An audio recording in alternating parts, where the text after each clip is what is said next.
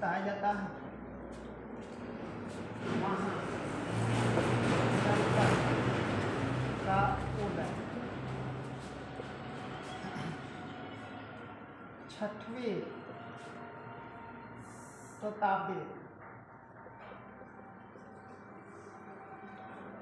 में 6वीं शताब्दी ईसा पूर्व पूर्वी उत्तर प्रदेश और पश्चिम बिहार कहा जाता है कि महाजनपद का उदय, इसका मुख्य कारण क्या है और यह कैसे हुआ। 6वीं शताब्दी में उत्तर प्रदेश और पूर्वी उत्तर प्रदेश और पश्चिमी बिहार में बड़े पैमाने पर कृषि के लिए उत्तर प्रदेश और बिहार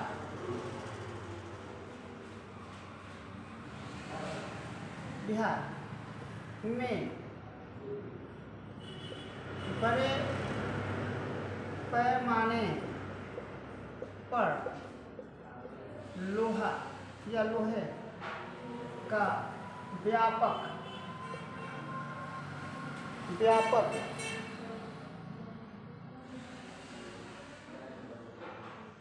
प्रयोग होने से बड़े बड़े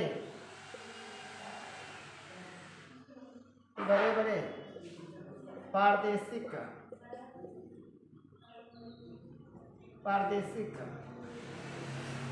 और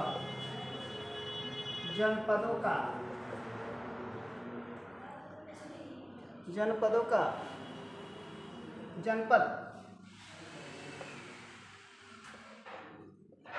राज्यों का निर्माण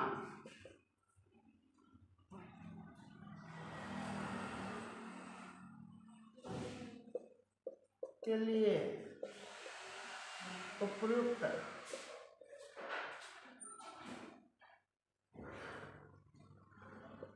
परिस्थितियां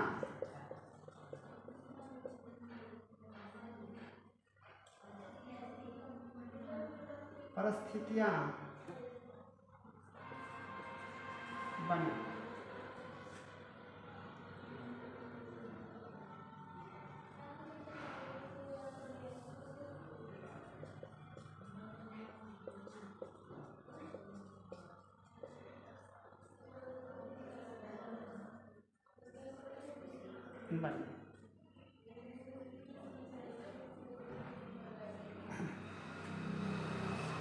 जिसे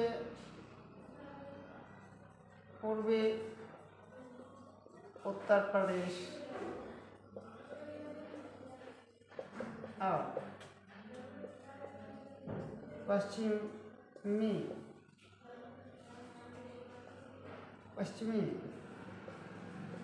बिहार में लोहे के बने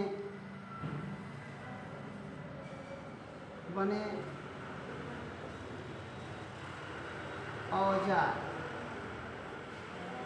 से कृषि में बहुत बड़ा बदलाव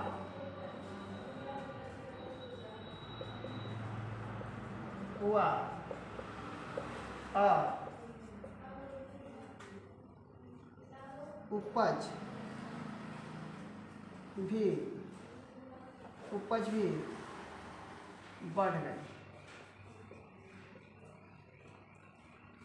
अब थोड़ा सा आप लोग ध्यान रखिएगा, 6ठी शताब्दी की बात है। पूर्वी उत्तर प्रदेश और पश्चिमी बिहार में बड़े पैमाने पर लोहा मिलने के कारण वहाँ पे प्रादेशिक या जनपद का निर्माण के लिए बहुत सारे ऑप्शन, बहुत सारे चीज उत्पन्न हुआ। वहाँ पे उत्तर प्रदेश और बिहार में कृषि का जो मुख्य रूप से औजार था, जो लोहा का बना हुआ था, वह कारीगर साबित होने लगा और बहुत बड़े पैमाने पर वहाँ पे कृषि से फसल को उत्पादन की जाने लगी। कृषि से फसल का उत्पादन होने के साथ वहाँ वह धीरे धीरे जनपद राज्यों में बदलने लगे और जनपद से महाजनपद के ओर उन्होंने क्या होने लगे, बढ़ने लगे। बताया जाता है कि यह फसल के उत्पादन देख के वहाँ के राजा ने अपने सिपाहियों के लिए, अपने प्रशासनिक सेवा के लिए उस अनाज को इकट्ठा करवाना चाहता था। उस अनाज को इकट्ठा करवाना चाहता था, परंतु यह किसानों की रास नहीं आई और किसान ने यह कार्य करने से मना कर दिया। बल्कि किसान वहाँ पे भौतिक या अत्याधुनिक कृषि औजार बन जाने के कारण वह आस पड़ोस के क्षेत्रों को पकड़ के कब्जा कर करके कृषि कार्य करते थे और अधिक मात्रा में वह फसल उगाते थे। उन लोगों को इस फसल से, अपने जनपद से, अपने उस क्षेत्र से इतना लगाव हो गया था कि वह कोई भी व्यक्ति आता और उन लोग कहता कि आप क्या कीजिए, ये अपना क्षेत्र को हमको दे दीजिए या ये जो फसल उगा रहे हैं हमको दे दीजिए, वह उन लोगों को कतई बर्दाश्त नहीं था। इसलिए किसान ने उन राजाओं की बात न मानकर, उन प्रशासनिक सेवा के लिए न देकर उन्होंने अपना लिए क्या किया, कार्य किया। ये भी बताया जाता है कि पहले जो किसान थे, जन कबीले पर, अपना जन पर, अपना जनपद पर पूरा विश्वास हुआ करता था और उन्हीं के समर्थन से उन्होंने किसी भी व्यक्ति के या किसी भी प्रशासनिक या राजा के विरोध उनके एक कमेटी संगठन के बाद ही किया जाता था। और वह कमेटी में, वह जनपद में, हर एक जनपद में, हर एक कमेटी में या कबीला में, जन में एक क्या होता था, मुख्य या एक प्रधान होता था। उनके दिशा निर्देश पर लोग चलते थे और उनका विरोध करते थे। आप लोग इसको नोट कर लीजिए, फिर आगे बता दें।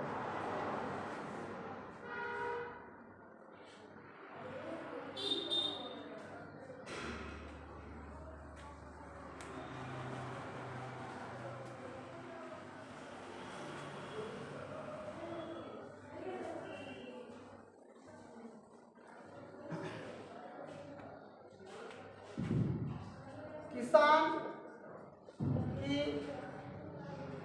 फसल अधिक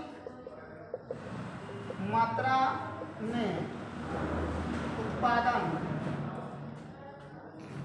होने के कारण वहाँ के राजा ने प्रशासनिक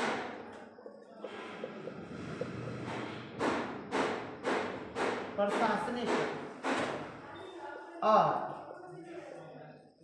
अपने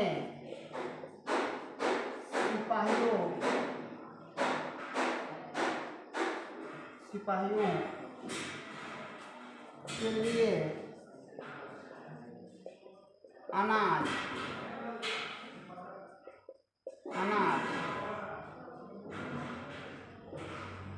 मंगवाना चाहता था, परंतु किसान को अपने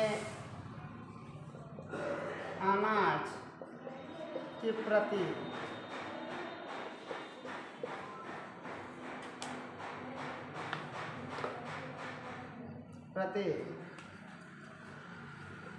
लगाव और मोह था, इसलिए वह देना नहीं चाहते थे, परंतु कृषि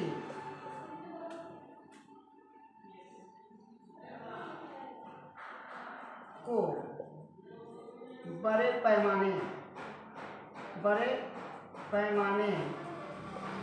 पर उगाने से वहाँ के क्षेत्रों में काफ़ी विस्तार हुआ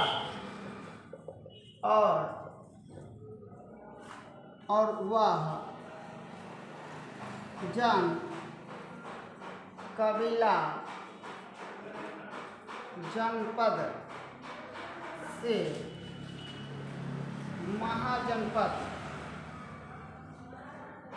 महाजनपद की ओर बढ़ चले।